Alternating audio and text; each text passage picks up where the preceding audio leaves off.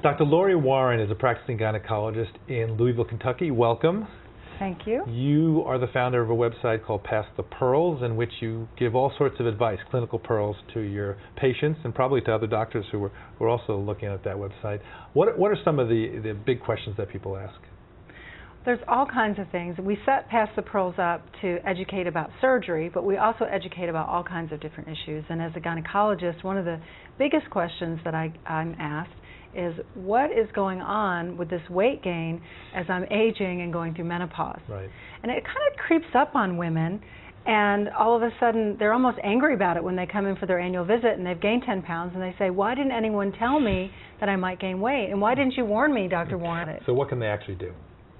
Well, it seems so simple, but if we eat a little bit less and move a little bit more, it always works. Mm-hmm. And I think that it's important to know that what types of food we're eating and how much we're eating is really important. And it becomes much more important as our hormonal status changes and as we age. And we're not exactly sure how that's mediated. Mm-hmm. But we think that it might be the decreases in estrogen actually make our cells less sensitive to insulin. So we're relatively more resistant to insulin, see higher levels of insulin, which wants to store fat. Guess where? Where?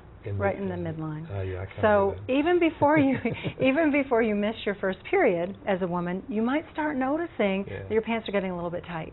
Yeah. So leading to I think the medical term is muffin top. That is the medical term. You taught me that. You know, I'd never heard that. Or spare tire. Spare tire. Yeah. So, and that's very disconcerting, but there is a hormonal reason. So you also taught me something else, which was that people come in saying, well, I'm eating exactly the same way, I'm exercising the same amount, why am I gaining the weight now? And it could be, as you've just explained, from hormonal changes. The most potent medicine we can put in our mouths are the food that we eat. Right. So you have to eat the right food, and you may have to give up not eating as much bread. You could eat that maybe a couple years ago, but guess what? As we age, as women, and we want to get into our bikinis this summer, and show our abs off, we really want to stay away from carbs, low glycemic index foods, being aware of how portion control, how much we're eating, because that increases insulin, not skipping breakfast. You know, I have a lot of patients who come in and they say, well, and they tell me exactly what they eat, and it doesn't seem like they're eating a lot of calories, but they're eating the wrong food at the wrong times. We can't say enough about exercise. You really have to exercise. My prescription for every patient who leaves my office is you have to walk 30 minutes a day. That's the minimum. But if you really want to keep your weight the same and not gain weight in your waistline, you have to increase your heart rate somehow.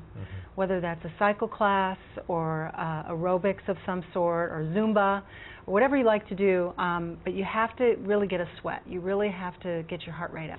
Well, your patients are lucky to have you, and hopefully you'll spread the word and keep spreading the word. Thank you very much, Dr. Lori Warren.